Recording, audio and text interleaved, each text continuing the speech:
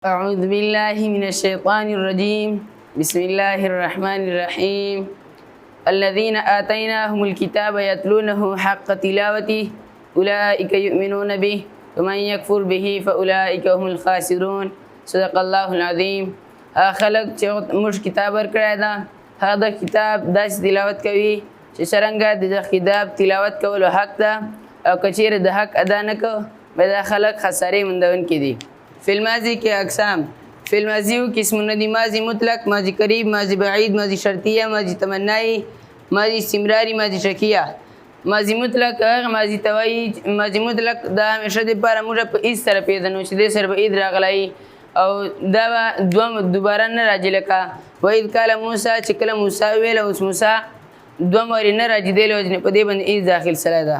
دوم ماضی قریب هغه ماضی چې بیغه باندې قد داخل سلای او دې چې باندې تحقیق معنی لکه لقد كان لكم في رسول الله اسوه حسنه.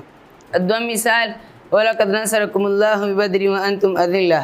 دریم ماضی بعید هغه ماضی چې بیغه باندې کان داخل سلای او کان خپل خبر منصوب جوړی لکه کان الناس امه واحده. هلته الناس دا اسم دا او خبر امه واحدا منصوب ده. ماضی شرطیه هغه ماضی چې پیغ باندې لو داخل سلای شرط برا او د جواب شرط بیا په لا مفتوح سره لکه ولو شاء الله لذهب. او دم لو انزلنا هذا القرآن على جبل لرأيته.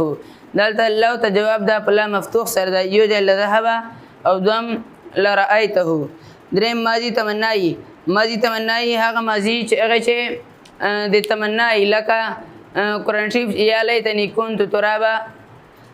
ماضی تمنائی موږ د جمله اسمیه چې ویلو چې کله موږ جمله اسمیه تاکید چې راوړو نه دی پر موږ ان کأن لیت لکن لعل رارو لیکن دلته لیت او لعل دا ماضی اقسام چې استعمال سره ده چې په کوم ماضی باندې لیت داخل سره به ماضی تمنائی وای لکه یا لیتنی کنت ترابا او که په کوم ماضی باندې لعل داخل سره به د ماضی توای شکیه لکه لعلکم تهتدون.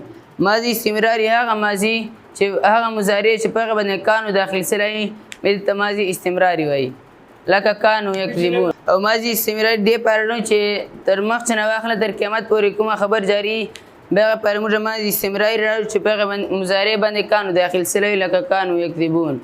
اوس پورې موږ د فعل ماضی پہچان فعل ماضی اقسام ویلا اوس موږ د فعل ماضی ابواب وایو. اوس پورې موږ د فعل ماضی اقسام ویلا فعل ماضی تعریف ویلا اوس موږ د فعل ماضی ابواب وایو. اللهم اني اسالك علما نافعا رزقا طيبا وعملا متقبلا. اللهم